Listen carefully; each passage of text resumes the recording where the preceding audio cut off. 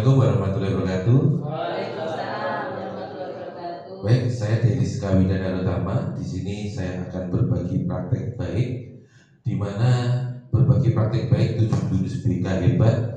Karena pada tanggal 13 hingga tanggal 16 Oktober 2025 kemarin, saya mengikuti kegiatan BIMTEK untuk fasilitator daerah untuk 7 jurus BK hebat.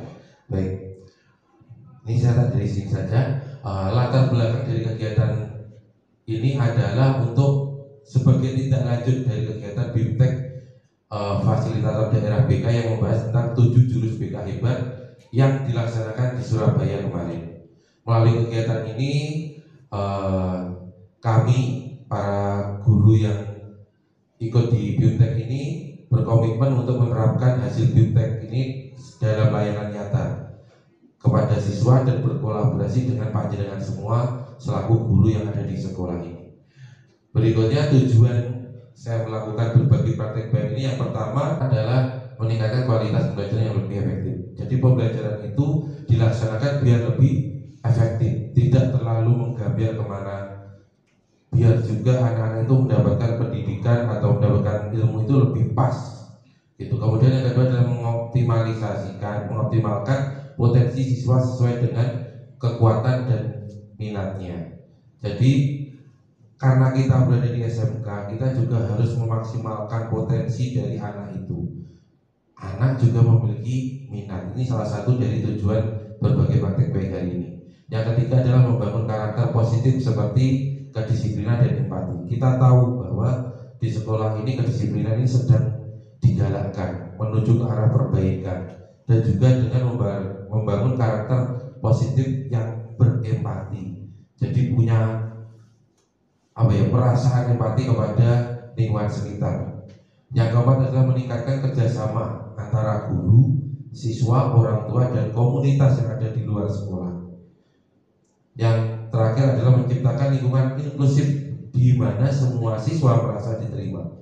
Jadi bukannya untuk anak ABK itu tidak juga, karena ini lebih mengarah kepada agar setiap anak yang memiliki kebutuhan tertentu itu juga bisa terlaksana seperti itu.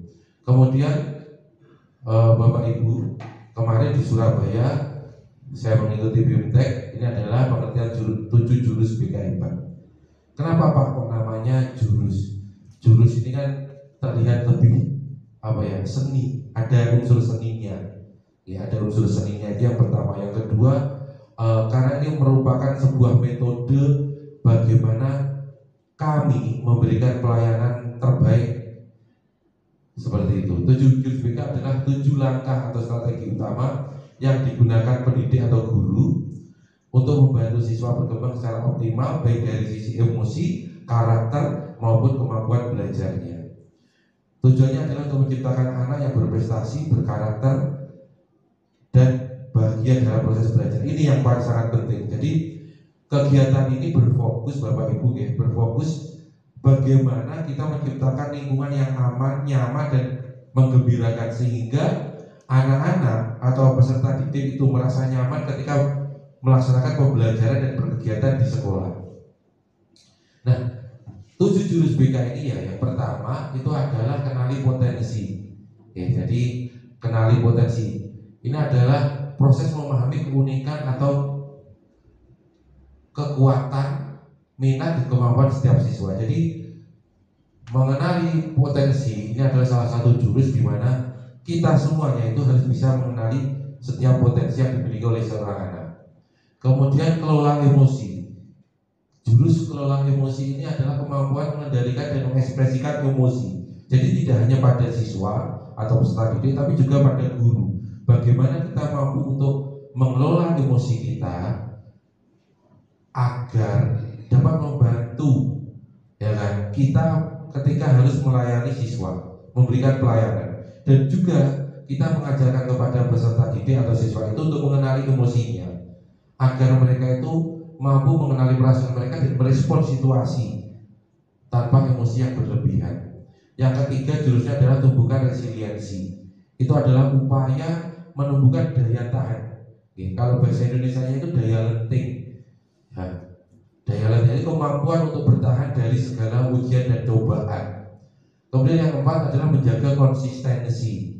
Jadi menjaga konsistensi itu adalah menunjukkan perilaku dan aturan yang stabil dan terlaksana dan dilaksanakan secara terus menerus. Jadi konsisten seperti itu. Sementara jurus kelima adalah jalin koneksi. Ini adalah bagaimana menumbuhkan hubungan yang positif, terbuka dan saling memahami antara guru, siswa dan orang tua. Ya, jadi biar paham bahwa hubungan ini adalah sebatas guru, siswa dan orang tua, tidak menjadi lebih seperti itu ya. Kemudian yang keenam adalah bangun kolaborasi. Bagaimana adanya kerjasama aktif antara guru, orang tua, lingkungan, masyarakat dalam mendidik siswa atau murid itu sendiri. Kemudian yang ketujuh adalah menata situasi, yaitu menciptakan lingkungan sekolah yang aman, nyaman, dan menyenangkan sehingga peserta didik merasa tenang, fokus, dan termotivasi untuk belajar.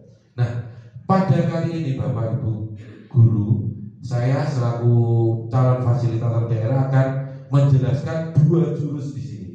Karena kami untuk kegiatan ini, ini pada saat berbagi praktik baik, kami melaksanakan dua jurus dari 7 jurus yang tadi ada. Sementara untuk saya itu menggunakan jurus 2, yaitu mengelola emosi. Yang ketiga adalah tumbuhkan resiliensi. Bagi yang pertama, jurus kelola emosi. Nah, Bapak Ibu guru, mungkin ini ada yang baru ya. Kita menggunakan metode ARKA. Jadi ARKA itu adanya aktivitas, refleksi, konsep, dan aplikasi. Jadi setiap memberikan materi atau melakukan pembelajaran, kami mencoba untuk menggunakan metode ARKA. Jadi ada aktivitas dahulu, kemudian melakukan refleksi secara bersama, kemudian kita jelaskan terkait konsep dari materi tersebut, kemudian untuk mengaplikasikan ke depannya seperti apa. Nah, pada kelola emosi ini saya melakukan pembelajaran, pembinaan kepada kelas 12 TOI, karena itu TOI 1 ya, TOI 1 ya. Jadi alhamdulillahnya kemarin pada saat OJL 1, OJL 2 itu saya mendapatkan kasus yang sesuai dengan jurus saya, di mana ada salah satu siswi kita yang mengalami kehilangan kesadaran karena tekanan emosi yang berlebihan. Itu pada Mbak Kanaya. Nah, kemudian di sini akhirnya saya memberikan materi kelola emosi pada teman-teman kelasnya. Ya, karena dari informasi awal yang kami dapat, yang saya dapat bahwa Mbak Kanaya ini kehilangan kesadaran karena adanya perilaku-perilaku yang mungkin sedikit menyimpang di kelas tersebut. Jadi saya di kelasnya Mbak Kanaya itu yang pertama menyampaikan konsep terkait kartu kendali emosi. Jadi di saat itu saya memberikan memberikan sedikit kartu kecil, itu saya berikan kepada setiap siswa. Itu sebagai aktivitas saya. Kemudian mereka saya minta untuk menuliskan emosi apa yang mereka rasakan setelah kejadian ini. Ya, emosi negatif apa yang mereka rasakan dengan adanya kejadian Mbak Kanaya mengalami kehilangan kesadaran tadi atau trust. Kemudian setelah mereka menuliskan, kemudian mereka saya minta untuk merefleksikan apa yang sekiranya mereka rasakan itu, kenapa bisa terjadi seperti itu. Saya minta mereka untuk merefleksikan. Kemudian kita masuk ke konsep, kami masukkan ke konsep bagaimana saya menjelaskan kepada mereka apa sih kelola emosi itu, bagaimana cara mengelola emosi. Jadi saya jelaskan juga, saya menggunakan waktu itu roda emosi. Ya, bahwa emosi itu ada senang, gembira, ngantuk, takut, marah, sedih. Nah, ini kan roda emosi. Ini yang akhirnya saya jelaskan kepada mereka. Kemudian yang ketiga, mereka saya minta untuk menuliskan di kertas tersebut bagaimana cara menangani emosi yang dia rasakan tadi, seperti itu. Kemudian mereka saya minta untuk menyimpan kartu tersebut di saku atau di casing HP-nya, sehingga ketika mereka mengalami emosi yang sama, mereka bisa mengambil kartu tersebut untuk melihat apa yang harus mereka lakukan. Nah, berikutnya, Bapak Ibu Guru, jadi dikelola emosi yang paling penting yang harus kita pahami adalah terkait SEL atau Social Emotional Learning atau pembelajaran sosial emosional.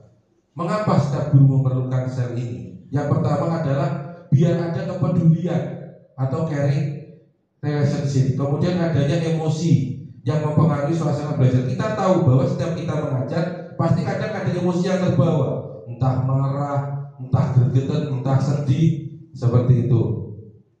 Kemudian adanya tujuan yang ingin dicapai, seperti itu.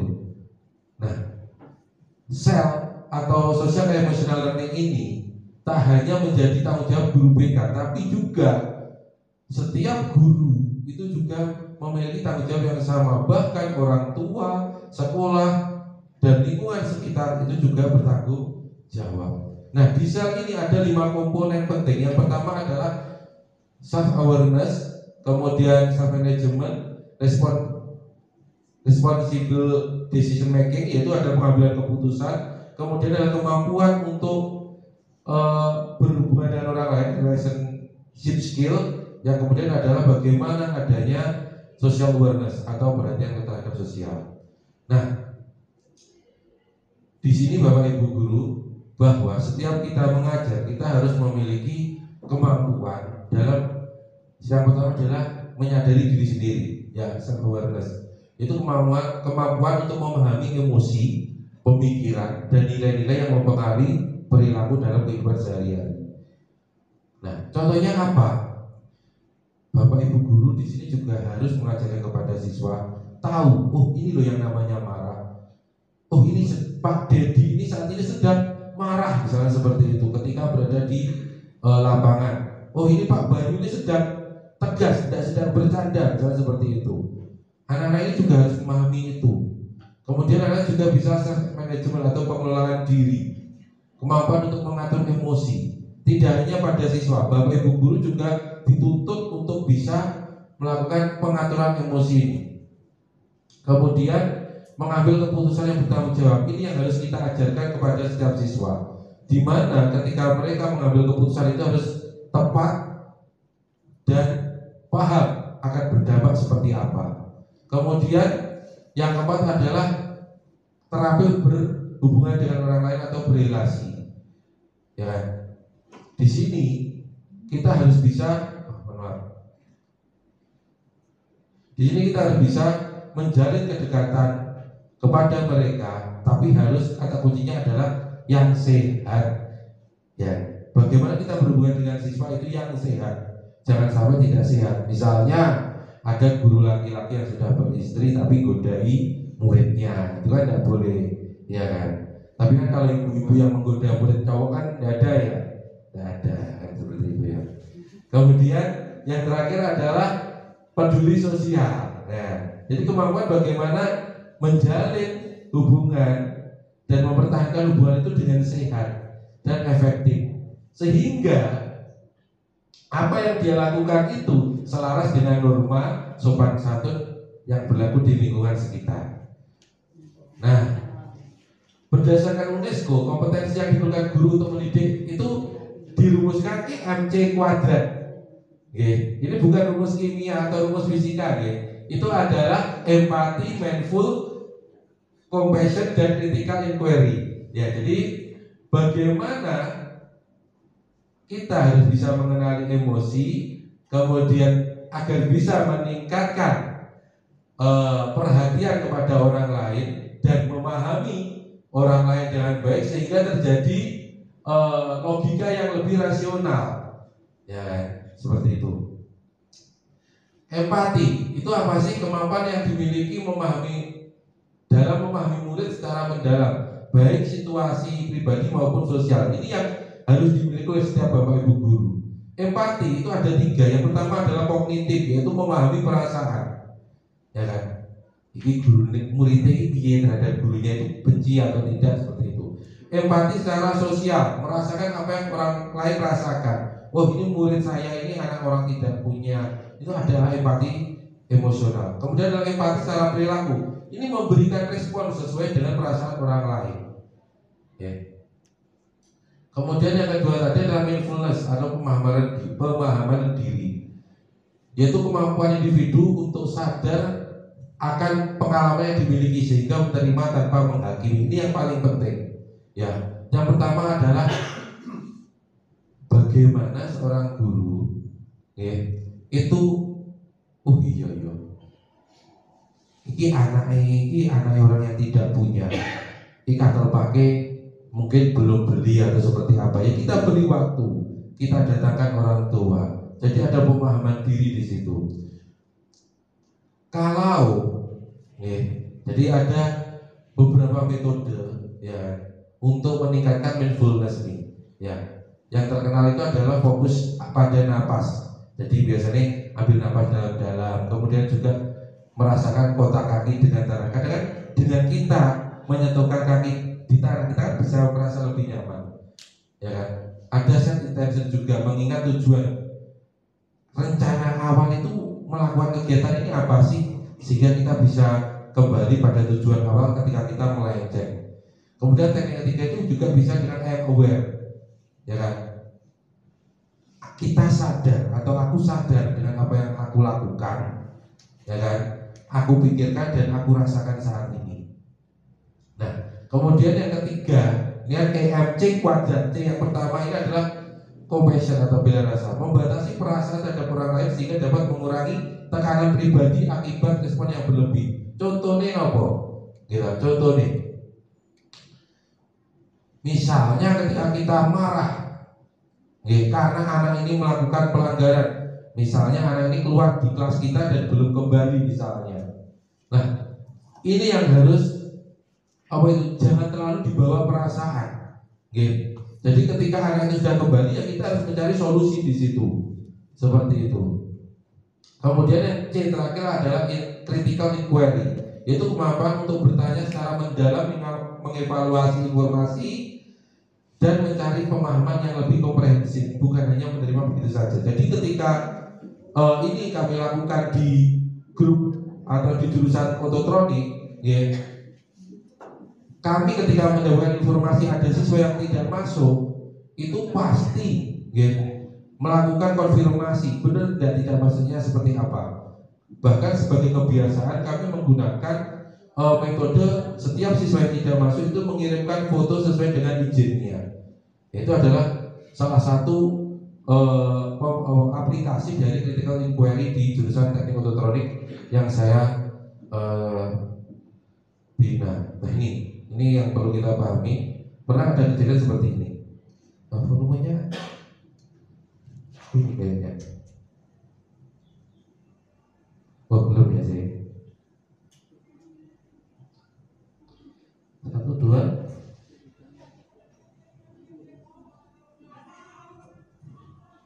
Ya.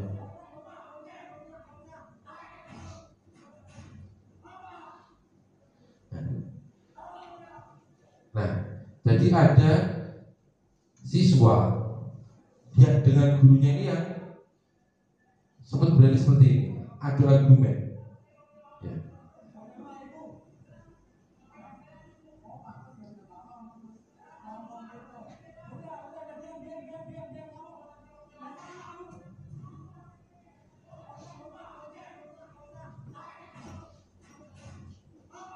Nah, ini kejadian seperti ini bisa terjadi karena sang guru tidak bisa mengelola emosi sehingga berdampak pada siswa. Sang guru tidak bisa menahan emosinya, melakukan refresh emosi atas perilaku siswa.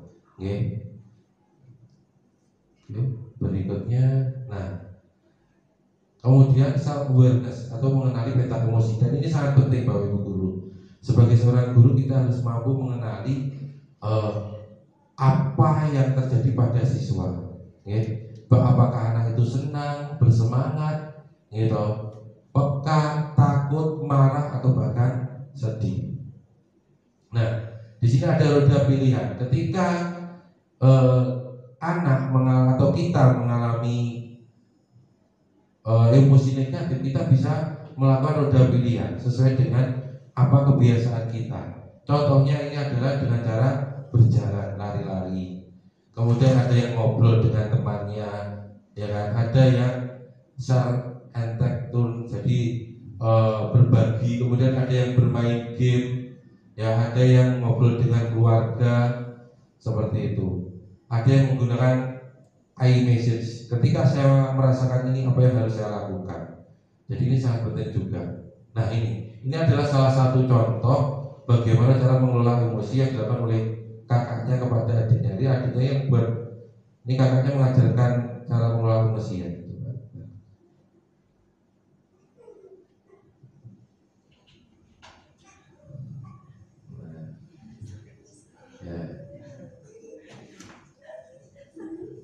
Ya, ini kakaknya mengajarkan bagaimana cara mengelola emosi ketika ingin marah. Nah, ini diajarkan untuk pola pernapasan. Ya, ini akhirnya bisa tenang. Nah, inilah yang harus kita ajarkan kepada peserta didik kita atau bahkan pada diri kita selaku pendidik. Bagaimana kita mengelola emosi kita karena kita berhadapan dengan siswa-siswi SMK yang notabene memang banyak yang memancing emosi seperti itu. Nah, dalam pengambilan keputusan itu kita kalau dulu itu kan emosi, ya kan, kemudian langsung melakukan respon tindakan. Nah, kita harus belajar bagaimana ketika emosi itu muncul, kita mengambil jeda untuk berpikir, kemudian kita baru melakukan respon tindakan. Ini yang sangat penting. Sehingga kita juga harus berkolaborasi, Bapak Ibu guru. Oke. Kita harus berkolaborasi, salah satunya adalah bentuk perencanaan program terintegrasi. Jadi Bapak Ibu guru, terutama Bapak Ibu Kajur, ini dapat berkolaborasi dengan BK juga.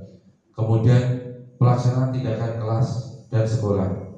Kan setiap BK biasanya melakukan baik itu kenali potensi, ya, melakukan tes kognitif yang lain, ya. Nah, itu juga bisa. Kemudian pendampingan dan intervensi siswa ini sering kita lakukan ketika siswa bermasalah, terutama di saat PKL. Kita juga harus melakukan pelatihan dan penguatan kompetensi guru. Ini dengan sekolah, monitoring evaluasi perkembangan siswa dan kegiatan ekstrakurikuler dan program sekolah. Nah, itu tadi jurus kedua, Bapak Guru. Sekarang ini jurus terakhir yang akan saya jelaskan kepada panjenengan semua. Ini terkait daya lenting. Ini lebih sedikit, Bapak Ibu guru, ya. Nah, pada daya lenting ini aktivitas yang saya lakukan, ya.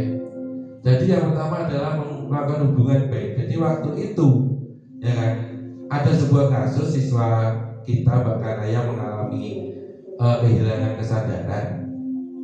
Jadi di minggu berikutnya saya melakukan ujian kedua, yaitu dalam bentuk bagaimana saya menumbuhkan resiliensi pada Mbak Kanaya tadi. Yang pertama saya lakukan adalah membangun hubungan baik, kemudian menetapkan asas kerahasiaan dan kesukarelawan.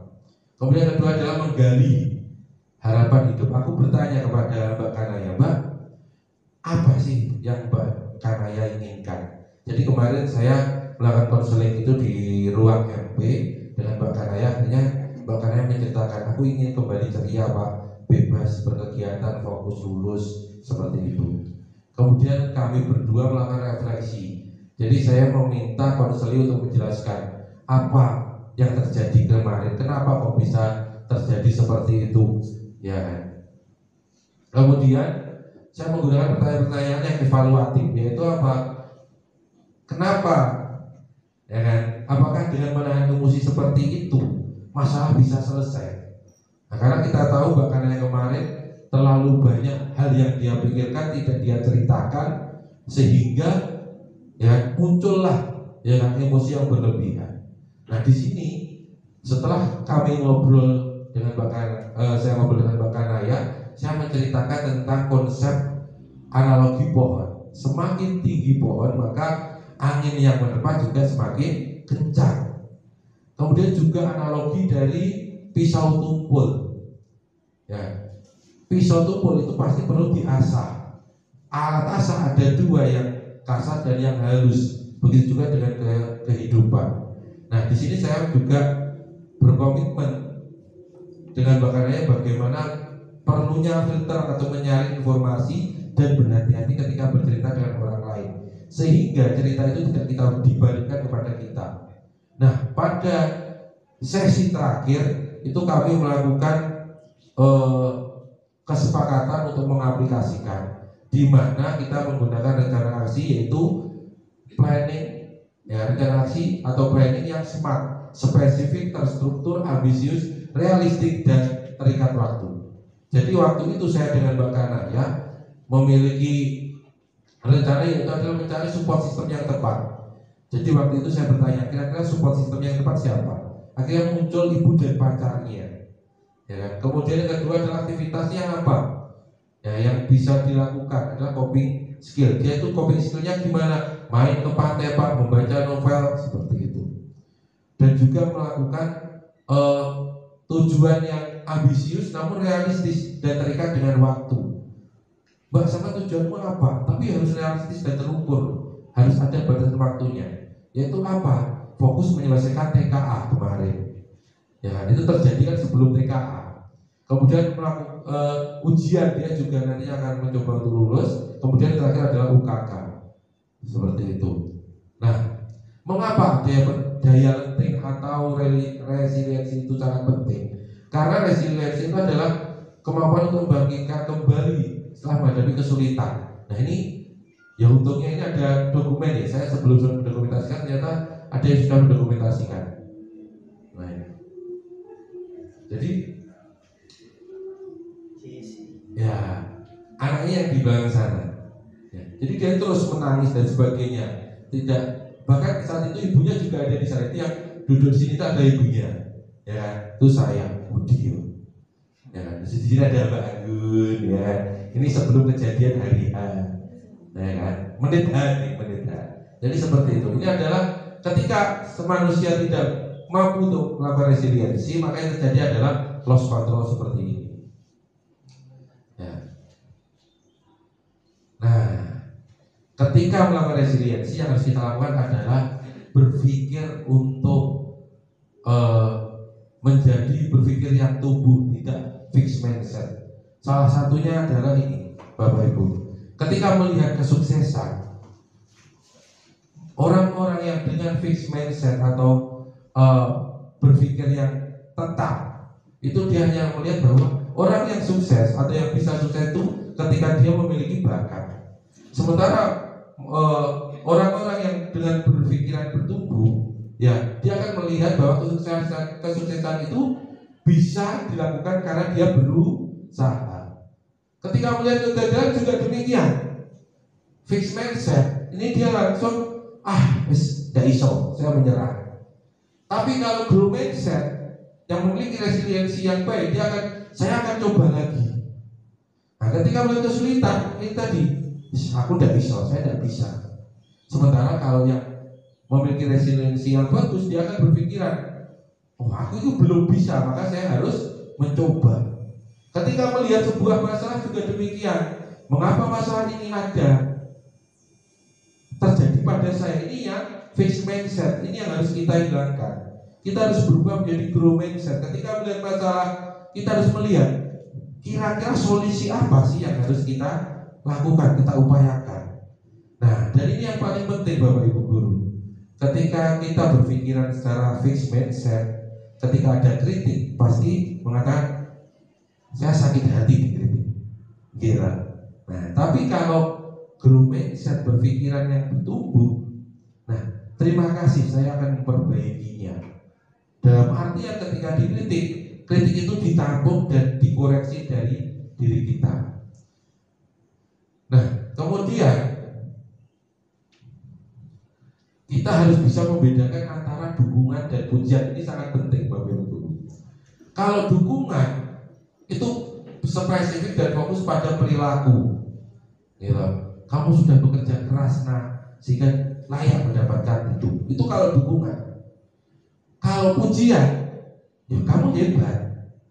Nah ini nanti akan berdampak. Berdampaknya pada apa? Berdampaknya nanti tak jelaskan. Ya. Contohnya lagi, anak sebagai subjek, kamu pasti bangga dengan dirimu. Tapi kalau pujian, pasti bapak akan ibumu bahagia ketika kamu mampu melakukan ini. Nah ini yang namanya pujian. Pada saat memberikan kepercayaan, kalau dukungan itu pasti bapak ibu percaya, pasti kamu bisa. Pasti kamu bisa belajar dari kesalahan yang telah terjadi. Tapi kalau pujian itu pasti mengatakan, ya kan, wis toli, sama mirne suarano nasihat saya atau bapak ibu itu senang sih ketika kamu mau mendengar nasihat kami. Nah, kemudian untuk berupa dukungan, fokus pada usaha dan progres. Ya, kamu sudah berlatih keras. Jadi ketika anak gagal, kita beri dukungan. Tidak apa-apa nih, kamu sudah berlatih keras. Mungkin belum waktunya. Yo, pasti kamu bisa belajar dari kesalahan. Misalnya seperti itu, Bapak Ibu. Sementara kalau pujian, ya toh, wah suara pasti bagus sekali. Kalau dia gagal, oh nyatu deh suara meleleh. Pasti aja seperti itu.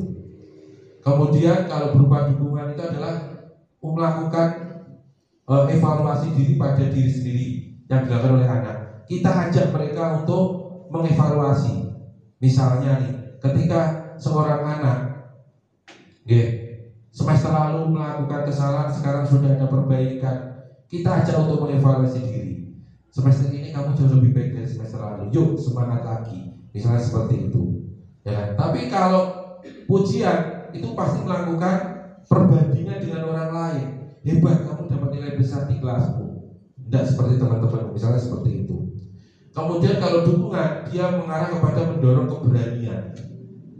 Semua orang yang belajar itu pasti pernah salah, pasti pernah jatuh. Ayo coba terus. Ini mendorong keberanian. Tapi kalau pujian, ya, ini anak akan menjadi takut melakukan kesalahan. Ya toh. Misalnya kalimatnya adalah seperti ini. Kamu memang anak yang patuh, tidak pernah mengecewakan ibu. Sehingga di dalam pikirannya terjadi apa? Aku hanya mengecewakan ibu. Dan ini yang penting, ya, yang harus kita pahami selaku guru. Jadi yang paling baik adalah bagaimana kita bisa membedakan antara dukungan dengan pujian.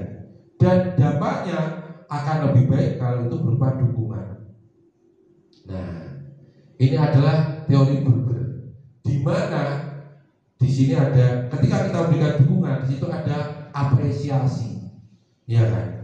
Kemudian di tengahnya bagian intinya ini adalah bagaimana mengkoreksi dari kesalahan itu, kemudian diakhiri dengan apresiasi lagi atau berubah kejadian lagi. Misalnya nih, ya kan? Ini ada seorang anak yang gagal, ya, pada saat lomba.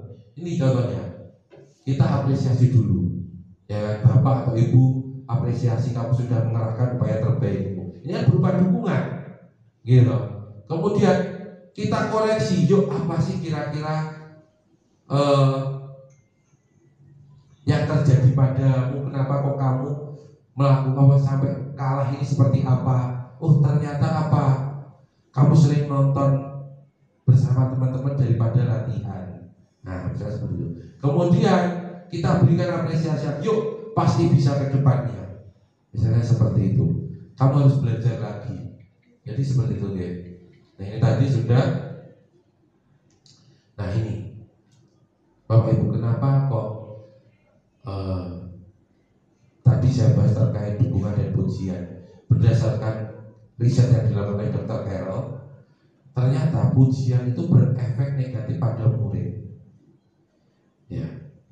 Siswa yang mendapat pujian dari guru saat menyelesaikan suatu soal cenderung memilih soal yang lebih mudah berikutnya daripada aku ikut bodoh. Sementara kalau kita memberikan dukungan, mereka akan lebih berani mengambil resiko karena mereka nyaman. Mereka akan berani mengambil resiko dan tidak takut salah karena kita akan terus memberikan dukungan agar dia menjadi lebih baik lagi. Ya, Nah ini Bapak Ibu yang terakhir, ya, bagaimana kita bisa menjadi lebih tegas. Ya, kita harus bisa tegas. Ini yang paling penting. Ya, Bapak Ibu, ketika kita melihat siswa atau mungkin kepada anak kita itu harus lebih tegas.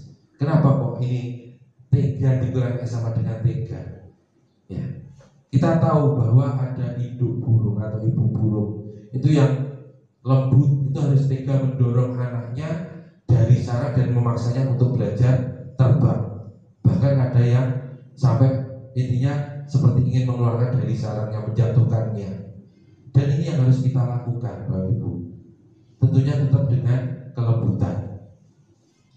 Daya lenting atau resiliensi ini dibentuk dari itu. Makanya kalau anak-anak kita, siswa-siswi kita itu yang memiliki daya lenting atau resiliensi rendah, ini terjadi juga di teknik ototronik. Ya, bengkelnya tidak sesuai dengan harapan, jam kerjanya melebihi dari apa yang dari sekolah misalnya seperti ini. Ini adalah daya resiliensinya rendah. Ya, karena apa? Selama proses mungkin di rumah atau mungkin di sekolah atau di lingkungan sekitar, dia tidak diajarkan terkait ini. Nih. Nah, salah satunya tadi adalah ini contohnya. Tidak tega anak mengalami kesulitan. Kadang kita menjadi orang tua itu nggak tega, kayak kok susah, misalnya seperti itu. Kedepannya susah, sehingga kita memastikan anak selalu dalam kondisi yang aman. Padahal ini sangat bahaya, ya. Karena bahaya untuk masa depannya. Kita selalu menyenangkan hati mereka. Ya, terus kalau sepingin mau apa tak turuti, ini tidak boleh. Ya, kita selalu menyelamatkannya. Padahal belum tentu dampaknya terlalu buruk.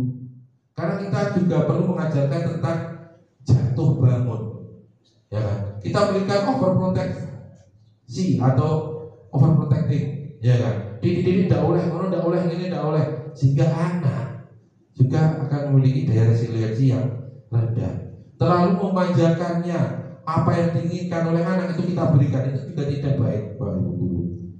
Apalagi yang dua ini ya. Yang pertama ikut mengatur, mengintervensi segala apa yang dilakukan oleh anak. Ya, wis soleh, wis manut ibu, wis soleh manut bapak, bla bla bla bla bla. Sama kudu ngene, sama kudu ngono, kok berhasil. Ini juga tidak baik juga. Kita juga harus memberikan kesempatan mereka untuk memilih. Kemudian terlalu banyak pilihan. Wis soleh saya pengennya opo, iki kain itu juga tidak begitu baik. Karena anak menjadi bingung apa yang harus dia pilih. Baik, Master berpendapat bahwa resiliensi bukanlah kualitas luar biasa yang hanya dimiliki oleh segelintir orang. Resiliensi ini adalah hasil dari sistem adaptif manusia normal dan berfungsi dengan baik. Ya, jadi setiap manusia sebenarnya bisa, ya kan, meningkatkan resiliensinya dengan pengalaman seperti itu. Makanya ada kotak pesan baik atau ordinary magic. Dalam konteks pendidikan, penerapan ordinary magic ini adalah berfokus pada pembangunan dan pemeliharaan faktor-faktor pelindung yang mendukung resiliensi murid melalui praktek-praktek sehari-hari. Misalnya di jurusan teknik alat berat, wes kalau kamu bisa, kalau dilaksanakan itu bisa mengangkat sebuah alat yang cukup berat. Misalnya, kamu bisa, pasti kamu tahu caranya ngekol ini, kalau itu ke kanan, ngedoni itu ke kiri, misalnya seperti itu. Mungkin kalau di TOI, wes kalau kamu walaupun cewek, tidak apa-apa, aman-aman selama pakai sepatu safety, pakai perlengkapan yang safety, kamu megang listrik ini aman. Misalnya seperti itu. Oke, begitu juga di jurusan-jurusan yang lain. Kita selaku pendidik harus meningkatkan resiliensi murid kita sehingga ketika melaksanakan kegiatan mereka menjadi lebih kuat. Seperti itu. Baik, Bapak Ibu, terima kasih atas dukungan semua pihak. Mari kita terus menjadi guru yang hebat dalam menumbuhkan karakter siswa. Jadi ini yang saya sampaikan, mungkin langsung saja pada bagi Bapak Ibu guru yang ingin bertanya, monggo bisa terkait dua jurus. Yang pertama tadi adalah kelola emosi, yang kedua adalah terkait menumbuhkan resiliensi. Mungkin juga kita bisa sharing nih di jurusan masing-masing. Ribut? Ada? Tidak, Pak. Tidak ada ya. Baik, jika tidak ada, terima kasih atas kehadiran dari Bapak Ibu semuanya dalam OJL ketiga saya untuk berbagi praktik baik. Setelah ini saya minta testimoni dari Bapak Ibu terhadap apa yang telah saya sampaikan hari ini. Terima kasih. Wassalamualaikum warahmatullahi wabarakatuh. Waalaikumsalam.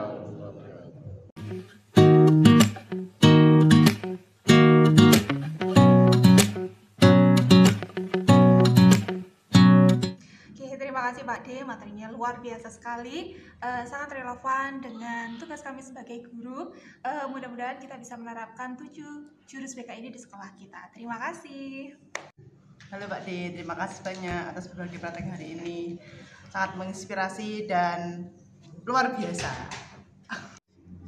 Assalamualaikum warahmatullahi wabarakatuh. Terima kasih Pak D atas materi yang telah diberikan. Semoga kita bisa menerapkan 7 jurus hebat dalam pelayanan BK. Pak Deriska Josjis. Assalamualaikum warahmatullahi wabarakatuh. Saya Firdaus Doni dari jurusan Ototronik. Terima kasih Pak D untuk info yang sudah disampaikan tadi terkait 7 jurus BK hebat. Jadi 7 jurus tersebut bisa diterapkan di jurusan saya. Oke, sekian. Semangat. Halo, saya dari jurusan TKR. Terima kasih Pak D atas materi yang disampaikan tentang emosi dan ketahanan dari siswa. Insya Allah kami akan segera menerapkannya kepada siswa kami. Semoga bermanfaat dan tetap semangat. Terima kasih. Terima kasih Pak D. Saya Wige dari jurusan TSM atas sharing informasi, sharing materi 7 jurus BK hebat. Semoga tadi materi terkait dengan pengelolaan emosi dan juga resiliensi bisa kita terapkan di SMK 2, bisa saling kolaborasi antar siswa, antar guru, antar seluruh warga sekolah, sehingga suasana belajar menjadi nyaman, tenang, sehingga prestasi akademik siswa bisa meningkat. Terima kasih. Ya, Pak D, terima kasih, bagus sekali. Jadi kita sebagai guru memang membutuhkan sekali untuk ilmu-ilmu tentang pendidikan, terutama untuk menguasai emosi. Jadi yang disampaikan tadi sudah luar biasa. Saya senang sekali. Insya Allah akan diterapkan di jurusan kita. Assalamualaikum warahmatullahi wabarakatuh. SMK bisa, SMK hebat, SMK Duta I love you. Terima kasih Pak D atas praktik baiknya. Dengan adanya praktik baik 7 jurus BK hebat, saya bisa mengerti dan bagaimana pentingnya mengelola emosi. Semangat terus Pak D, semoga sukses lancar selalu. Assalamualaikum warahmatullahi wabarakatuh. Semangat ya Pak D atas berbagi praktik baiknya buat kita. Kita menjadi lebih tahu dan paham. Sukses selalu Pak D. Wassalamualaikum.